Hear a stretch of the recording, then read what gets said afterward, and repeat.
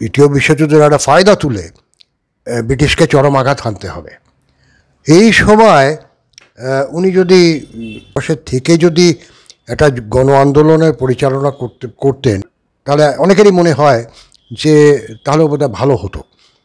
কিন্তু সেগুলো তিনি না করে তিনি দেশ থেকে হঠাৎ উধাও হয়ে গেলেন।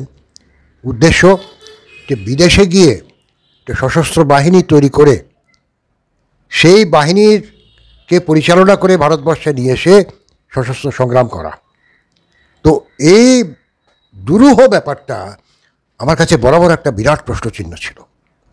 তো সেইটার বিশ্লেষণ কিছুটা আমি করার চেষ্টা করেছি আমার বইয়ে।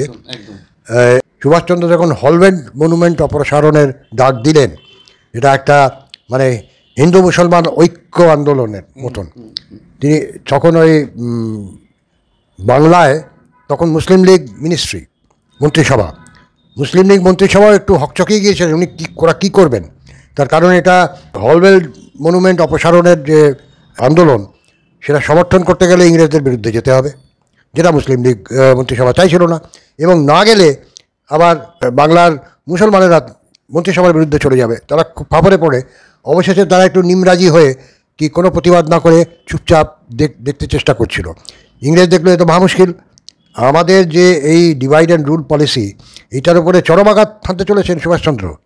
আপনি বলছেন আর আমার মনে পড়ছে ছোটবেলায় যে একটা ইতিহাস আমরা পড়েছিলাম সিপাহী বিদ্রোহের সময় বন্দুকের মধ্যে শূকরের মাংস মিশিয়ে দিচ্ছে যাতে কার্তুজে মানে শূকর আর গরুর মাংস মিশিয়ে দিচ্ছে, যাতে ব্রিটিশ সরকার চিরকালই চলেছে চর্বি মিশিয়ে দিচ্ছে যাতে নাকি ওই মানে ওটা ছিঁড়তে গেলে হিন্দুও পারবে না এবং মুসলিমও পারবে না, যার ফলে যে রুল অ্যান্ড ডিভাইডেড পলিসিটা আপনি বলছেন এই রুল অ্যান্ড ডিভাইডেড পলিসিটা কিন্তু ব্রিটিশ সরকার চিরকালই করে গেছে, ওরা চিরকাল করে গেছে। এবং ভবিষ্যতেও আমরা দেখেছি যে আজাদ হিন্দ ফৌজে সুভাষচন্দ্র বসু মানে তখন নেতাজি সুভাষচন্দ্র বসু যে একটা ডাক দিয়েছিলেন one kitchen one slogan India INA, ওইটাও উনি করতে বাধ্য হয়েছিলেন। কারণ ব্রিটিশ আমলে কিন্তু ব্রিটিশ ইন্ডিয়ান আর্মি যেতে কিন্তু আলাদা আলাদা রন্ধনশালা ছিল, হিন্দু রন্ধনশালা, মুসলিম রন্ধনশালা এবং পাঞ্জাবি রন্ধনশালা। তো এইটাকে এক করে সুভাষচন্দ্র সম্প্রীতির বার্তা একটা দিয়েছে। হ্যাঁ, ক্যাপ্টেন রাম সিং ঠাকুর এরা দুজনে মিলে কিছু গান এবং কিছু নাটকের মাধ্যমে এই আজাদ হিন্দ ফৌজের সেনানীদের উদ্বুদ্ধ করার চেষ্টা করতেন। তা উনি কলকাতায় এসেছিলেন একবার। তো আমরা তখন খুব ইয়াং, আমার খুব যুবক তখন, তো আমি তখন সদ্য কলেজ ইউনিভার্সিটি থেকে বেরিয়ে আমি চাকরি করছি তখন সদ্য। তো আমি ধরেছি आपको कुछ बोलना होगा नेताजी के बारे में। उन्नी तो नाटक करें तो मैं नाटकीय व्यापारी बोले अरे मैं क्या बोलूँ, ये अंतरिक्ष के बारे में मैं क्या बोलूँ, नेताजी तो मेरे लिए एक अंतरिक्ष है। बोले नहीं फिर भी बोलना पड़ेगा। तो मुझे ठीक है बैठो बैठो मैं बोलता हूँ। बोले घटनाटा बोलें যে ব্রিটিশ ইন্ডিয়ান আর্মিতে যেটা বললেন 3টে রন্ধনশালা আর 3জন পাচক, 3 রান্না হচ্ছে, রান্না একই হচ্ছে সাধারণ মোটামুটি, কিন্তু 3জন পাচক। তার সবাইকে নানা সম্ভাষণে সৈনিকরা ডাকছে, কেউ বলছে জয়রামজি কি, কেউ বলছে নমস্তে, কেউ বলছে সত শ্রী আকাল, কেউ বলছে আদাব আর্জ হ্যায়, এরকম। এই কথাটা নেতাজির কানে গেল। নেতাজি বলল ঠিক আছে আমি অমুক দিন সৈন্য শিবির পরিদর্শনে যাব। তো বলে ঠিক আছে। তো দিন ঠিক হলো, নেতাজি তার কিছু ক্যাবিনেটের সভ্যদের নিয়ে এই সৈন্য শিবির পরিদর্শনে গেলেন। গিয়ে কোনো ভাষণ নয়, কিচ্ছু নয়, খালি গিয়ে বললেন আরে ভাই बहुत भूख लगा है, आज क्या खाना बना है, 3 रसोइया को बुलाओ तो। বলে এক এক করে 3জন পাচক এলেন, মুসলমান রন্ধনশালার খান সাহেব, হিন্দু রন্ধনশালার पंडित আর पंजाबी रंधनशाला सरदार जी। तो बोले खान साहब आपके रसोई में क्या बना है आज? बोले साहब हमारे रसोई में तो गोश्त बना है। बोले अरे गोश्त बना है, हमारे लिए कटोरा ले आइए। बाबा खान साहब तो একবার অভিভূত, নেতাজি খেতে চাইছেন, দৌড়েছেন যে ওই খাবারটা আনার জন্যে। তো বলে पंडित जी आपके रसोई में क्या बना है? তখন বলছে যে নেতাজি हमारे रसोई में भी गोश्त बना है। बोले आपके रसोई में भी गोश्त बना है, ठीक है आप वो एक कटोरा ले आइए हमारे लिए। पंडित जी গেলেন সিমিলার ঠিক সেই রকমভাবে उन्हीं सरदार जी के जिज्ञेस করলেন आपके रसोइया में क्या बना है? बोले हमारे रसोइया में मीट बना है। पंजाबीरा ওই মানে পাঠার মাংসকে मीट बोले। तो बोले अच्छा आपके यहाँ में मीट बना है, आप ही एक कटोरा ले आइए। तो 3টে বাটি এলো, নেতাজি টেবিলের সামনে রাখলো, 3জন উদ্গ্রীব হয়ে আছে যে নেতাজি তাদের রান্না খাবেন। নেতাজি বলেন ভাই এক বড় কাটোরা নাও, বড় বাটি আনো। বড় বাটি এলো, উনি 3টে মাংস ওই বড় বাটিটাকে बड़ो बाटी से मिशिए दिलें। मिशिए दिए बोल रहे खान साहब यहाँ से आपका मुसलमान गोश्त निकालिए तो, और पंडित जी आपका हिंदू गोश्त निकालिए, और सरदार जी आपका पंजाबी मीट निकालिए तो। सकले तो हतबाक कि बोलছেন नेताजी, माथा नीचू करे सब दाड़िये आছেন। स्मित हास्य करे नेताजी उठे दाड़ालें, बोले अरे भाई गोश्त तो गोश्त ही है, उसमें क्या मुसलमान क्या हिंदू और क्या पंजाबी। भाई जंगे आज़ादी में जब सेना के शरीर से खून निकलता है, कोई कह सकता है ये खून किसका है, हिंदू का है, मुसलमान का है या पंजाबी का है? बोले একটা কথা বললেন উনি, आज से एक लंगर खाना होगा और सब लोग अपने आप को जय हिंद बोल के पुकारेंगे। वही आरम्भ हो गल जय हिंद, ওয়ান কিচেন ওয়ান স্লোগান। জয় হিন্দ। আর এই জয় হিন্দটা উনি এরা করেছিলেন, এটা উনি আবিদ হাসানকে বলেছিলেন যে একটা খুব ক্যাচি স্লোগান আমাকে খুঁজে দাও তো, আবিদ হাসান রানি। তো এটা ওটা করতে করতে আবিদ হাসান বললেন জয় আজাদ হিন্দ, বললেন না না বহুত বড়া হয়ে যায়গা, ছোটা কারো। আলটিমেটলি ঠিক হলো জয় হিন্দ। তো এই জয় হিন্দটা উনি তখন আজাদিন ফৌজে এবং আজাদিন সরকারে, অস্থায়ী সরকার আজাদিন দেয়, সেখানে চালু হলো এই স্লোগানটা জয় হিন্দ। চমৎকার চমৎকার একটা অভিজ্ঞতার সাক্ষী হলাম। মানে ওয়ান কিচেন ওয়ান স্লোগানের কথা শুনেছিলাম, কিন্তু এই মাংসের মিশ্রণ এবং এই মাংসের মিশ্রণের মধ্যে দিয়ে সম্প্রীতির বার্তা, আমি অনেক মানুষের ইন্টারভিউ করেছি, অনেক মানুষের সঙ্গে নেতাজি নিয়ে কথা বলেছি, কিন্তু যে এই যে বিষয়টা যে কোনটা গরুর মাংস, কোনটা পাঁঠার মাংস, কিংবা ধরা যাক কোনটা শূকরের মাংস, সেটা বড় কথা নয়। বড় কথা হচ্ছে যে আমরা প্রত্যেকেই ভারতের সন্তান, এটাই হচ্ছে বড় কথা। অর্থাৎ কিনা if you give me blood I will give you freedom, অর্থাৎ কিনা সেই ব্লাডটা প্রয়োজন, সেই তারুণ্যের উদ্দীপনাটা প্রয়োজন, এটাই প্রয়োজন। সুতরাং রক্তের কোনো বিভাজন হয় না বন্ধুরা, রক্তের কোনো ভেদ হয় না। যারা মনে করেন নেতাজি হিন্দুত্ব বা হিন্দুত্বেরই একমাত্র সম্পত্তি, তারা ভুল করেন। মনে করেন নেতাজি শুধু আমার মুসলিম, যদি মনে করেন এরকম, তাদেরও ভুল আছে। যদি খ্রিস্টান মনে করেন নেতাজি শুধু আমার, তাদেরও ভুল আছে। আসলে নেতাজি একটাই বলতেন, সারা ভারতবর্ষই আমার পরিবার, এবং সেই পরিবারের অংশীদার হচ্ছে আমরা। ধর্মীয় স্লোগান বাদ দাও, মুসলিমের যে স্লোগান বাদ দাও, একটা সর্বজনীন রাস্তা তিনি যে তৈরি করলেন, জয় হিন্দ, এই যে আবিদ হাসানকে বলেন, এক্ষুনি যে অভিজিৎবাবু বললেন, এটাই আমরা চেষ্টা করি, অন্তত আজ থেকে চেষ্টা করি আমরা জয় হিন্দ এই কথাটাকে প্র্যাকটিসের মধ্যে নিয়ে আসি। জনগণ একদিন জাগবে, তীব্র জন আন্দোলন গঠিত হবে, এবং ভারত সরকার তারা আসলে যারাই থাকুক না কেন, তারা বাধ্য হবেন ভারতবর্ষের স্বাধীনতা সংগ্রামের প্রকৃত ইতিহাসটা প্রকাশিত করতে। অসাধারণ একটা কথোপকথনের মুখোমুখি হলাম আমরা। আপনারা জানাবেন আপনাদের কেমন লাগছে। আমার মতো সামান্য মানুষ চেষ্টা করে নেতাজি নিয়ে নানান তথ্য তুলে ধরার। কোন তথ্য সঠিক, কোন তথ্য বেঠিক বিশ্লেষণ করবেন আপনারা।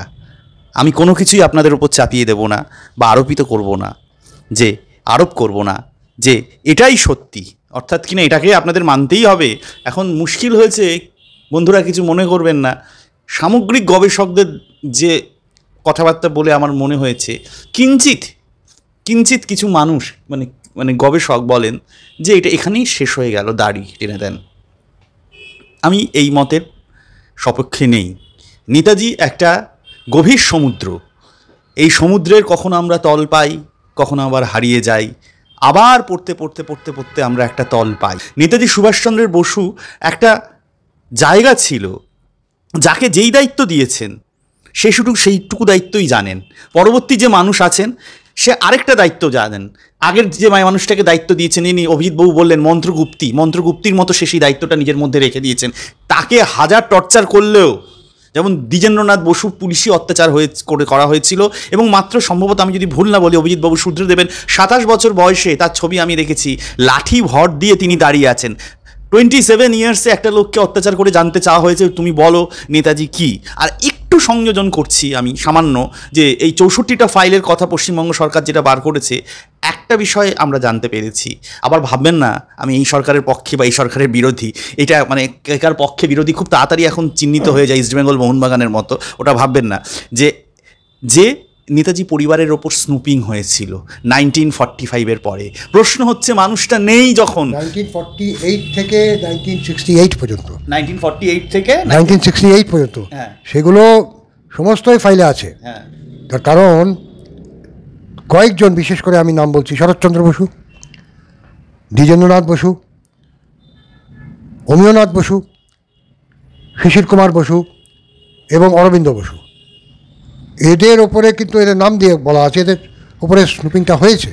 এবং শুধু তাই নয়, আমার ছোটদাদু যিনি বম্বেতে থাকতেন, শ্রী শৈলেশচন্দ্র বসু, তার মুখেও শুনেছি তার বম্বের বাড়ির আশেপাশে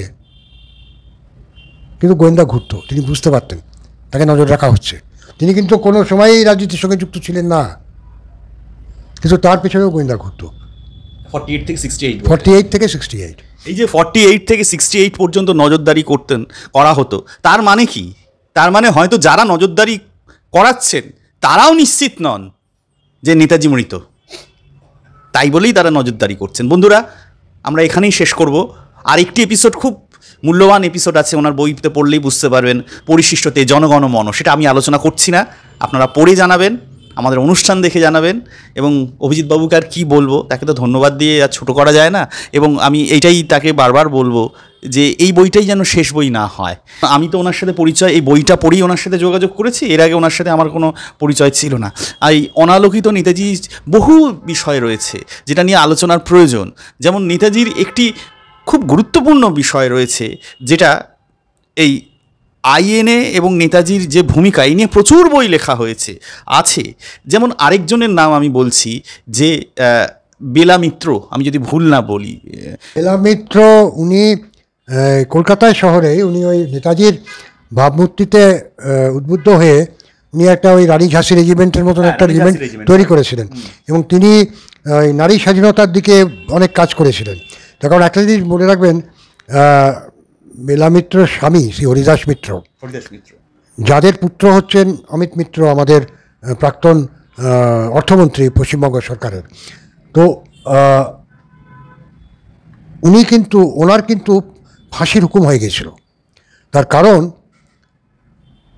নেতাজির আজাদিন সরকারে একটা সিক্রেট সার্ভিস ছিল, যে সিক্রেট সার্ভিসের কাজ ছিল একাধারে মানে গেরিলা যুদ্ধ করা, এবং দ্বিতীয়ত ছিল তারা ওই গোয়েন্দাগিরি করত। আমি একটা কথা একটু আপনাদের অনুরোধ করব, এই সিক্রেট সার্ভিসের সম্বন্ধে কিছু যদি জানতে হয়, আপনি ডক্টর তপন কুমার মুখোপাধ্যায়ের বইটা পড়বেন।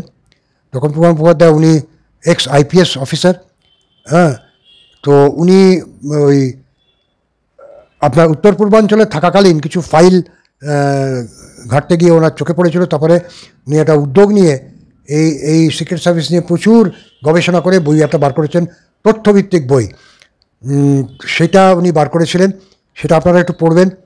ডক্টর পুরবী রায়ের বইটা পড়বেন, তার একটা বাংলা অনুবাদও আছে এই সিক্রেট সার্ভিস নিয়ে।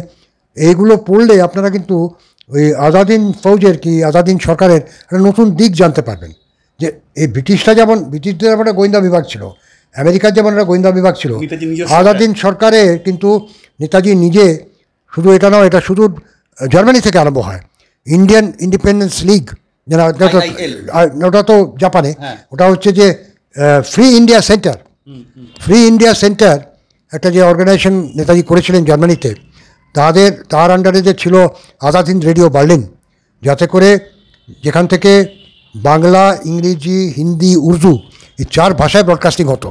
সেই বিখ্যাত লাইন শৈলেশদের বই আপনারা পড়েছেন, হ্যাঁ, আজাদ হিন্দ রেডিও বার্লিন, আমি সুভাষ বলছি, Azad Hind radio Berlin, this is Subhash speaking. তো এই যে বজ্রকণ্ঠ ইথার তরঙ্গে যে ধ্বনিত হয়েছিল জার্মানি থেকে, তখন বার্লিন থেকে, এবং তখন আফ্রিকাতে, ইস্ট আফ্রিকায় বিশেষ করে যে দ্বিতীয় বিশ্বযুদ্ধ হয়েছিল এবং জেনারেল রোমেলের হাতে ধরা পড়েছিলেন যারা ব্রিটিশ ইন্ডিয়ান আর্মির ভারতীয় সৈন্যরা, তাদের নিয়ে গঠিত হয়েছিল জার্মানিতে দ্য ইন্ডিয়ান লিজেন। এই ইন্ডিয়ান লিজেন এবং ফ্রি ইন্ডিয়া সেন্টারের একটি জাতীয় সঙ্গীত হিসেবে কিন্তু উনি বেছে নিয়েছিলেন রবীন্দ্রনাথের জনগণ মন। এর সম্পূর্ণ ব্যাখ্যাটা আমার বইয়ে আছে, একটু পড়ে দেখবেন ইতিহাসটা। এবং আমার রিকোয়েস্ট, এই আইএনএস সিক্রেট সার্ভিস সম্পর্কে এই যে বইগুলো, দুটো বইয়ের কথা বললাম, সেই দুটো বই পড়বেন। অতএব এই আজাদিন সরকার এবং আজাদিন ফৌজের যে ব্যাপ্তিটা, সেটা আপনারা বুঝতে পারবেন। তার কারণ এখানে একটা নিউটনের একটা ছোট্ট উক্তি দিতে হয়। নিউটনকে যখন সম্বর্ধনা দেওয়া হয়েছিল একজন আবিষ্কারক হিসেবে, নিউটন তখন বলেছিলেন, I have only been able to pick up a few pebbles from the seashore where the vast ocean of knowledge lies ahead of me। ঠিক সেই রকম নেতাজি যে এই জানার ব্যাপারটা কিন্তু ব্যাপক। এই ব্যাপ্তিটা যদি আমরা না জানতে পারি, আমরা কিন্তু ওই মহাপুরুষ, ওই মহামানব নেতাজি সুভাষচন্দ্র বোস সম্বন্ধে পুরোটা জানতে পারবো না। এবং শেষমেশ আমার পাঠকদের কাছে আমার আবার একবার বিনীত অনুরোধ, আমার বইটা পড়ে আপনারা বইটার কিছু বাস্তব সমালোচনা করুন, যাতে আমি উপকৃত হব, জনগণ উপকৃত হবে। ধন্যবাদ। শেষে শুধু একটাই শব্দ বলবো, যেটা উনি বলেছিলেন একটু আগে, নেতাজির কথা, জয় হিন্দ। ধন্যবাদ।